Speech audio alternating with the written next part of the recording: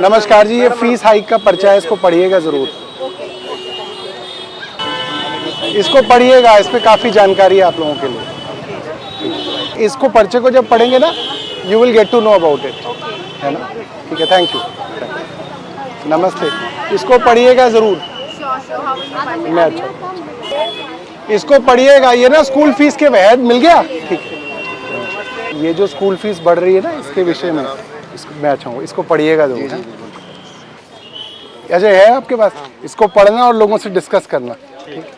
नमस्कार जी, ये बढ़ी हुई फीस के विषय में इसको पढ़िएगा जरूर।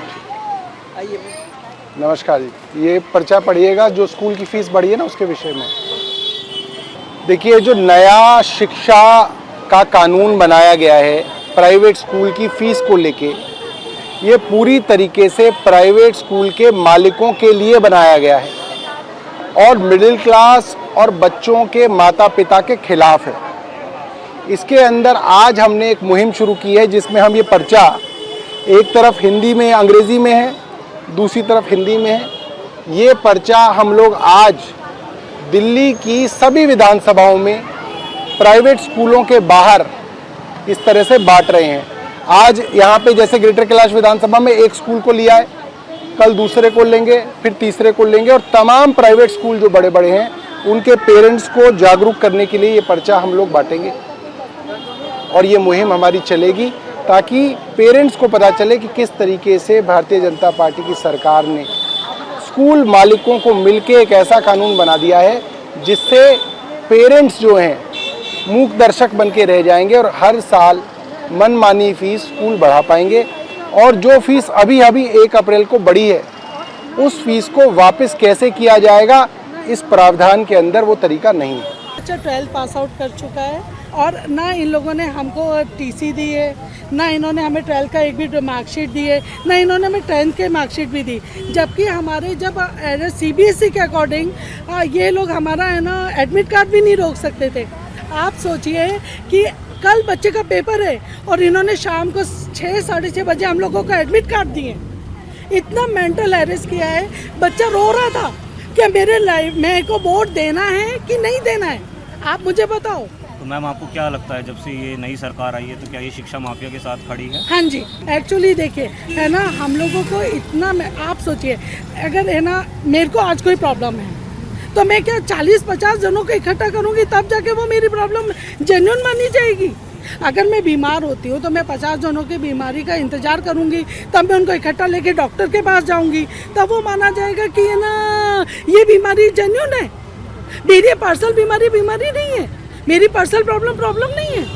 आप खुद सोचिए कि जिस बच्चे को वो, आप सोचिए कि बच्चे का कितना मेंटल हेरेस है। आज बच्चे के पास एक डॉक्यूमेंट नहीं है और कल बच्चे का पेपर है, और कल बच्चे का, और आप सोचिए कल बच्चे का पेपर है और बच्चा हमसे पूछे, अरे भाई बताओ पेपर देना है कि नहीं देना है, और हम क्या करें, मेरी 12th है, लाइफ का सवाल है। आप सोचिए 12th एक ऐसा वो होता है जिसमें नेक्स्ट बच्चे का जो है ना जेई, उसको जेई देना, नीट देना है, कुछ भी देना है, कंपटीशन एग्जाम देना है, बच्चे के पास सीबीएसई का एडमिट कार्ड नहीं है, 12th बोर्ड का। एक मनमानी साथ में पहली सरकार चल रही है। पहली सरकार ने तो बहुत किया, पहली सरकार ने कुछ ऑडिट करवा के बिल्कुल स्कूलों को बोला था, इसी स्कूल को, इसी एपीजे शेख सराय को है ना सौरभ भारद्वाज जी के द्वारा है ना सील करवाया गया, तो वो भी 2 टाइम्स। बट अभी जो नया नियम आया उसके हिसाब से अब कोई ऑडिट नहीं होगा और वो फ्री हैंड कर दिया। बिल्कुल। तो आपको लगता है ये सही है पेरेंट्स? ये तो गुंडागर्दी है, ये तो गुंडा। आप खुद सोचिए कि सरासर नाइंसाफी चल रही है हमारे साथ, और ये लड़ाई ये सुप्रीम कोर्ट पे चल रहा है केस हमारा, उसको जेन्युइन नहीं मान रहा स्कूल। तो आपको क्या लगता है, दिल्ली सरकार अभी शिक्षा माफिया के साथ खड़ी है? बिल्कुल, मुझे तो ऐसे ही। और इसमें तो आपको लगता है कि हम एक मिडिल क्लास फैमिली है, हम कहाँ से इनकी इतनी मनमानी फीस को कहाँ से भरें? तो पहले की फीस में और अब की फीस में आपको लगता है कि आपका बहुत बजट जमीन आसमान का अंतर है, जमीन आसमान का अंतर है। ये है ना पहले की फीस है ना 5 या 6 हज़ार रुपये होती थी, और अब तो 13-13, 14-14, 15-15 हज़ार रुपये फीस है। हम 6-6, 7-7 हज़ार रुपये का कैसे टाइमिंग पीरियड को वो करेंगे, आप खुद सोचिए। फर्स्ट ऑफ ऑल कि ये ज़रूरी नहीं है कि मेरा बच्चा पढ़ता ही हो, मैं औरों के लिए भी स्टैंड ले सकती हूँ, ये बात होनी चाहिए पर आजकल मिडिल फैमिली के लिए बच्चे को पढ़ाई कराना एक वैसे ही अपने आप में बहुत बड़ी बात है। उस पर हम अगर हम इन स्कूलों में डालते हैं और वहाँ पे एकदम फीस हाइक हो जाती हैं तो नेचुरली पेरेंट्स को तो प्रॉब्लम आएगी कि भाई एकदम फीस हाइक हो रही है तो मिडिल फैमिली कहाँ जाएगा, वो पैसे ही अपने मर रहा है इतना है, उसमें एकदम आप कह दो कि ये हो रहा वो हो रहा है, तो ये गलत बात है ना। बिल्कुल आया, शिक्षा माफिया पूरा आया है इसमें। तो आप ये देख लीजिए ना कि जहाँ पे पेरेंट्स को कोई वही नहीं है कि मिलके हम कर सके कुछ। इतने पेरेंट्स लाओ तो हम आपकी सुनवाई करेंगे, इतने पेरेंट्स लाओ तो ये करेंगे, तो ये सब चीज़ गलत है ना। ऑडिट के नाम पे कहते हैं ऑडिट, अरे आप ऑडिट ढंग से करवाओ ना। आम आदमी पार्टी के राज में भी चला था स्कूल, आपके राज में अनोखा स्कूल चल रहा है, उनके अनोखे खर्चे स्टैंड हो गए हैं, ये तो गलत बात है ना। अरे आप आशीष सूद की बात देखिए। हाँ, कल एक आशीष सूद जी ने एक मीटिंग बुलाई थी, उसमें कुछ पेरेंट्स ने अपनी बात रखनी चाहिए, तो उन्होंने बोला कि आप मेरे घर पे अगर आते हैं तो मैं अपना ही प्रचार करूँगा। ऐसा कहना क्या एक मंत्री के लिए जिनको आपने जिता के भेज रहा है, बिल्कुल, तो क्या आप एक्सपेक्ट करते हैं कि वो... सर वही बात तो कह रहे हैं कि मंत्री अगर ऐसी बात कहेगा तो ये लोग तो और ज़्यादा ऊपर करेंगे ना। मैंने तो यहाँ पे इतना भी सुना है कि लोग यहाँ पे लिविंग सर्टिफिकेट तक नहीं इन लोग बच्चों को दे रहे हैं, ये कि भाई उन्होंने पास आउट कर लिया, उनको प्रॉब्लम इतनी क्रिएट कर रहे हैं ये लोग। तो हर चीज़ में है प्रॉब्लम पेरेंट्स को। पहले डरते थे ये लोग फीस हाइक करने से पहले 10 बार सोचते थे, पेरेंट्स के बारे में भी सोचते थे, सब चीज़ों के बारे में, क्योंकि उस समय केजरीवाल एक अलग तरीके की शिक्षा नीति लेके आए हैं और उसमें काफ़ी अच्छी प्रोग्रेस भी हुई है। एक गरीब बच्चा भी पढ़ रहा था, एक अमीर बच्चा भी पढ़ रहा। आज के डेट में तो अमीर ही अमीर है, गरीब तो कहीं पे है ही नहीं, और लो क्लास तो बिल्कुल कहीं पे नहीं है। पेरेंट्स आवाज़ कहाँ रखेंगे? वो कहते हैं कि इतने पेरेंट्स इकट्ठे होके आएँ तो हम सुनवाई कुछ करेंगे, तो ये तो बहुत गलत बात है ना। अभी एक बच्चे का मैंने सुना था, समर विला पता नहीं कौन से स्कूल में है, वहाँ पे बच्चे ने फीस ने पहले उसको कहा कि केजरीवाल के टाइम पे कि फ़ीस आपकी कम कर दी जाएगी या जो भी था। उसके बाद उसके पेरेंट्स ने थोड़ी फ़ीस में करा कि भाई अब जो है जो डिफरेंस आ रहा है फ़ीस में वो आप एडजस्ट करो। उन्होंने एडजस्टमेंट तो की नहीं, उसकी जगह क्या किया, बच्चे को पूरा दिन अलग से बिठा के रख लिया। जब पेरेंट्स को पता चला उन्होंने आके क्लास ली कि भाई आप मेरे बच्चे को हरास कैसे कर सकते। ये तो गलत बात है ना कि एक बच्चे को हरासमेंट करना बहुत गलत बात होती है। सर आप एक बात बताइए, एक शिक्षित जो होता है नागरिक जो होता है वो कहाँ से आता है? बचपन से ही आता है ना। अगर आप उसको बचपन से ही शिक्षा नहीं दोगे अच्छी तो वो बड़ा नागरिक, अच्छा नागरिक कैसे बन पाएगा? नेचुरली जब आप स्टार्टिंग में उसको गड्ढे में डाल दोगे तो वो तो फिर गड्ढे की लाइन में ही चलेगा ना। सर मैं तो यही कहना चाहूँगी शिक्षा मंत्री से कि आप मिडिल क्लास को भी सोच के चलो, जो शिक्षा नीति जो इससे पहले चलती थी उसको उसी हिसाब से चलने दो, उनका ऑडिट ढंग से करो, सब चीज़ करो। हम ये कहते हैं अगर खर्चा है तो लो, पर जब है ही नहीं आप दिखाओ तो सही पेरेंट्स को। ये क्या कि इतने पेरेंट्स आएंगे, संख्या निश्चित मत करो, कोई भी पेरेंट्स आता है आप उनकी सुनवाई करो, उनको दिखाओ, उनका हक बनता है। जैसे वोट का हक है वैसे ये चीज़ का भी हक है, क्योंकि वो फीस पे कर रहे हैं, आपको उनका राइट बनता है कि आप उनको दिखाओ कि क्या खर्चे हैं क्या नहीं है। मेरा नाम मीनाक्षी कुहाड़ है, मैं नया समाज पेरेंट एसोसिएशन की प्रेसिडेंट हूँ। हमारी एसोसिएशन इस फीस के मुद्दे को लेकर सुप्रीम कोर्ट तक पहुँची है, लेकिन उस बीच ये बिल ला जाना, एजुकेशन बिल जो है इस तरीके से ला के हमारे ऊपर लाद देना, इससे सारी की सारी ही इक्वेशंस चेंज हो जाएंगी हमें लगता है, क्योंकि पेरेंट्स के फेवर में तो कुछ बचा ही नहीं है। अब हमें कहा गया है कि आप लोग जो सिविल मैटर्स है उसमें भी नहीं जा सकते। अभी तो स्कूल डीओई की बात नहीं मानता था तो हम लोग कोर्ट मूव कर जाते थे, लेकिन अब वो रास्ता भी बंद कर दिया गया है।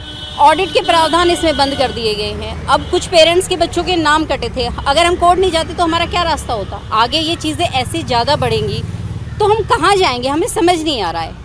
और ये बिल पेरेंट्स के बिल्कुल अगेंस्ट है, इस पे सरकार को संज्ञान लेना चाहिए। हम बार बार रिक्वेस्ट करते रहे हैं, हमने पहले भी मेल भी लिखी हैं, चिट्ठियाँ भी लिखी हैं, प्रोटेस्ट भी करे हैं, मिलने की कोशिश भी करी गई है, लेकिन हमारी कोई सुनवाई नहीं हो रही है। आज भी हम इसी उम्मीद में यहाँ आए हैं कि हो सकता है हम पेरेंट्स को अवेयर करें। सिग्नेचर कैंपेन हम चला रहे हैं, लगातार चला रहे हैं, और यहाँ भी हमें 3 दिन हो गए लगातार करते हुए, हम आगे भी कंटिन्यू करेंगे, लेकिन कोई सुनने को तैयार ही नहीं है। शिक्षा इतना अहम मुद्दा है जिस पे सरकार ने मुंह फेर लिया, हमें समझ नहीं आता वो इसके पीछे क्या राजनीति चलाना चाहती है। ऐसे तो बच्चों के लिए बड़ा मुश्किल हो जाएगा। सर मैं ऑडिट वाली बात बताना चाहूँगी। APJ शेखसराय जिसके सामने हम खड़े हुए हैं, इसी का पिछली सरकार ने 7 साल का ऑडिट कराया था, जिसमें 32 करोड़ का सरप्लस निकला था, और सरकार ने DOE से मिलके ये स्कूल को पैसे रिफंड करने के ऑर्डर्स भी दिए थे। हमारी वो फाइल्स अभी LG के पास पेंडिंग पड़ी है, लेकिन अब जो सरकार आई है वो उसके बिल्कुल अगेंस्ट काम कर रही है। वो पेरेंट्स की नहीं, वो शिक्षा माफिया के साथ खड़ी हमें नज़र आ रही है। अभी कल एक दिल्ली के शिक्षा मंत्री आशीष सूद जी के घर पर एक पेरेंट्स की मीटिंग हुई है, जिसका एक वीडियो भी वायरल हो रहा है। उसमें कुछ पेरेंट्स ने उनसे कुछ सवाल पूछे और उस सवाल पूछने पे वो एकदम एग्रेसिव हो जाते हैं और वो बोलते हैं कि मैं अगर अपने घर पे बुला रहा हूँ तो मैं अपना ही प्रचार करूँगा। ये बहुत ही निंदनीय है। वो मीटिंग पेरेंट्स के लिए जो जनकपुरी टाउन हॉल में रखी गई थी, किसी के घर में नहीं थी, सरकार का पैसा लगा के उसका प्रचार किया जा रहा था। हम लोग इसी उम्मीद में वहाँ गए थे कि शायद वहाँ हमारी सुनवाई होगी, हमें एक ओपन प्लेटफॉर्म मिल गया अपनी बात रखने के लिए, लेकिन वहाँ ऐसा बिल्कुल नहीं हुआ। जैसे ही पेरेंट्स ने हैंड रेज करना शुरू किया, बाउंसर्स ने और पुलिस वालों ने उन्हें घेर लिया और उन्हें धमकाया गया कि चुपचाप बैठो, जो भी देना है आप लिखित में दो, हम बाद में आंसर करेंगे। लेकिन ऐसा बिल्कुल नहीं हुआ और वो वहाँ से चुपचाप निकल गए। और हमारी रेखा गुप्ता मैडम से और शिक्षा मंत्री से यही डिमांड है कि ये जो बिल है ये पेरेंट्स के अगेंस्ट है, इसको तुरंत वापस लिया जाए और इस पर संज्ञान लिया जाए कि शिक्षा ऐसा मुद्दा नहीं है जिसे आप इस तरह से इग्नोर कर रहे हो। देखिए, पक्ष विपक्ष सारे एक तरफ हो जाने चाहिए और शिक्षा को महत्वपूर्ण समझ के उस पर काम करना चाहिए। और ये बताऊं मैं आपको कि कुछ स्कूलों ने बड़ी ही चालाकी से जो इल्लीगल फीस थी उसको अब इस बिल के थ्रू अप्रूव्ड करवा दिया गया है, जो सरकार के ही थ्रू हो पाया है क्योंकि स्कूलों की इतनी हिम्मत अभी तक हो नहीं रही थी। तो वो इल्लीगल डिमांड उनकी पूरी हो जाएंगी तो स्कूल तो खुशी है ना, पेरेंट्स इसमें परेशान है। बजट क्या, सब कुछ ही बिगड़ गया हमारा। तो जब शुरुआत में हमने इस बच्चों के, हमारे बच्चे थे यहाँ पर 17-18 की जो DOE की अप्रूव फीस है वो है 7,200 समथिंग और आज इनकी फीस हो गई है 15,000 समथिंग, जस्ट डबल, 100% से ऊपर इसकी इंक्रीज है। तो आपने इनसे कुछ क्वेश्चन किया होगा कि इसके लिए क्यों बढ़ाया? बिल्कुल किया था। वो कहते हैं हमें किसी के अप्रूवल की ज़रूरत नहीं है, ना हम DOE की मानते, ना हम कोर्ट की मानते, हम सिर्फ अपनी मानते हैं। तो हम जिस दिन से ये बिल आया है उस दिन से प्रोटेस्ट में हमने जंतर मंतर से लेके रेखा गुप्ता जी के घर के बाहर, छत्रसाल स्टेडियम, स्कूल के बाहर, हर जगह प्रोटेस्ट किया और ये प्रोटेस्ट चलता रहेगा जब तक हमारी मांगें नहीं सुनी जाएंगी, हमें एक ओपन प्लेटफॉर्म नहीं दिया जाएगा, हमसे डिस्कस नहीं किया जाएगा, तब तक हम रुकने वाले नहीं हैं। सिमिलर सिचुएशन है, बार बार प्रोटेस्ट कर रहे हैं, हर जगह प्रोटेस्ट कर रहे हैं। प्रोटेस्ट ये चलता रहेगा, ये रुकेगा नहीं। सरकार हमारी ही चुनी हुई है, हमने ही चुनकर इनको लाया है, इन्हें हमारी आवाज़ सुननी पड़ेगी और सुन करके हमारे सपोर्ट में खड़ा होना पड़ेगा, हमारे तरीके से इनको हमारा सोल्यूशन देना पड़ेगा। आप शिक्षा दे रहे हो, आप इसे हमारे से ज़बरदस्ती उगाही वाला सिचुएशन ना डालो कि आप हमारे से पैसे लेना पड़े, मतलब हमें देना पड़ेगा आपको अगर पढ़ाई करनी है तो। आज की सिचुएशन ऐसी नहीं है कि हम किसी सरकारी स्कूल में बच्चे को डाल पाएँ। सिचुएशन ऐसी इतनी अच्छी हो जाती तो हम निकाल ले जाते। हमें कोई शौक नहीं था कि हम एक प्राइवेट स्कूल में लेकर के आएँ, एक ब्रांड के साथ में हम लेकर के आएँ। हर आदमी अपनी कैपेसिटी के हिसाब से एक ब्रांड स्कूल में आना चाहता है, बच्चों को डालना चाहता है। तो वो सिचुएशन अब नहीं रही कि हम अपने बच्चों को इसी तरह से कंटिन्यू कर पाएँ। हम अपने लिए लड़ेंगे, हमारा हक है, हम आगे बढ़ेंगे अपने तरीके से। ये जो बिल है, इस बिल ने आज की तारीख में सभी पेरेंट्स के हाथ पैर काट दिया है, क्योंकि अब अभी तक तो सिस्टम था कि आप अपनी आवाज़ उठा सकते थे, पर अब इस बिल के आने से आप अपनी आवाज़ भी नहीं उठा सकते, आप कोर्ट ही नहीं जा सकते। ठीक है, लैंड क्लॉज ख़त्म कर दिया, ऑडिट ख़त्म कर दी, तो बचा क्या है? आम आदमी पिसने के लिए बचा है कि ऑफिस जाए, कमाई लाए और स्कूल को चढ़ा दे, इसके सिवा वो कुछ नहीं कर सकते। पहले आपके बच्चे की स्कूल की फ़ीस कितनी थी और अब आप कितना पे कर रहे हैं? पहले हमारी फ़ीस ठीक थी, जब बेटी का एडमिशन कराया तब तो 4,000 थी, उसके बाद धीरे धीरे बढ़ते बढ़ते 6-7 तक हुई और अब तो इम्पॉसिबल हो गया, हर महीने 15,000 रुपये। बहुत देखिए, एजुकेशन डिपार्टमेंट में पहले भी बहुत खामियां थी, पर इस बिल के आने से वर्स्ट हो गई सिचुएशन, बिल्कुल ही हाथ से निकल गई है पेरेंट्स के लिए। मुझे नहीं लगता कि एक आम इंसान के लिए पढ़ाई कराना, बच्चों को पढ़ाई करवाना एक आसान टास्क रह गया है, बहुत मुश्किल हो गया है। इवन नर्सरी से लेके कॉलेज तक सिस्टम सारा बिगड़ा पड़ा है। काफ़ी बच्चों के एग्ज़ाम्स हैं और उनके पेरेंट्स ये भी शिकायत कर रहे हैं कि उनके डॉक्यूमेंट्स रोके हुए हैं और उनको बैठने के लिए मना किया है। तो क्या आपको लगता है ये जायज़ है और इसको लेके आप लोग अगला स्टेप क्या लेंगे? देखिए, इसके लिए तो हम पहले से ही लड़ते आ रहे हैं और अभी भी लड़ रही हूँ। मैंने अपनी बेटी की मार्कशीट 12th पास आउट किया है, तो मैंने CBSE से मंगाई, मुझे स्कूल से कोई डॉक्यूमेंट नहीं मिला। कोई स्कूल ने आपको सपोर्ट नहीं किया, बिल्कुल नहीं किया, कोई डॉक्यूमेंट नहीं दे रहा। इलीगल फीस की डिमांड करते हैं, जो पेरेंट नहीं देते उनके बच्चों के डॉक्यूमेंट रोक लेते हैं। बहुत निराश हूँ मैं इस चीज़ से। मैं BJP की बहुत बड़ी सपोर्टर रही हूँ और इवन मैंने इस गवर्नमेंट के लिए खुद वोट दिया है। मैं BJP को पिछले 10-12-15 साल से देती आ रही हूँ, पर ये जो बीजेपी ने एजुकेशन का सिस्टम बिगाड़ दिया है ना दिल्ली से, मैं बहुत ज़्यादा मतलब डिप्रेस हो गई मैं तो, कि ऐसा कैसे हो सकता है। मुझे था कि सिस्टम और सुधरेगा, बट ये तो कंडीशन और वर्स्ट कर दी है इन्होंने। तो आपने दिल्ली की मुख्यमंत्री रेखा गुप्ता जी से मिलने की कोशिश करी? बिल्कुल अप्रोच किया हमने, हमें तो खदेड़ दिया गया, ना टाइम दिया ना कुछ दिया। हम तो जगह जगह जा रहे हैं। अब ये जो मीटिंग मैडम ने रखी थी, तो आप मुझे बताइए ना, कहाँ मेरे जैसा पेरेंट कहाँ पहुँच पाया वहाँ? मेरी आवाज़ सुनी उन्होंने? वो तो उनके खरीदे हुए या उन्हीं के सपोर्टर जो बैठे हैं, जिन्होंने अरेंज किया, वही 2-4 लोग बोल रहे हैं, वही उन्हें सुन रहा है, वही मीडिया को दिखाया जा रहा है। मेरे जैसा कहाँ है वहाँ पे? आज की तारीख में अगर कोई पेरेंट सपोज कंप्लेन करना चाहता है, तो पहले तो वो 15% लोगों को इकट्ठा करेगा ना, तब वो कंप्लेन कर पाएगा। कहाँ करेगा? कौन सी सुनवाई है? अब तो ऑप्शन ही छोड़ दिया है, बिल्कुल ही ख़त्म कर दिया है।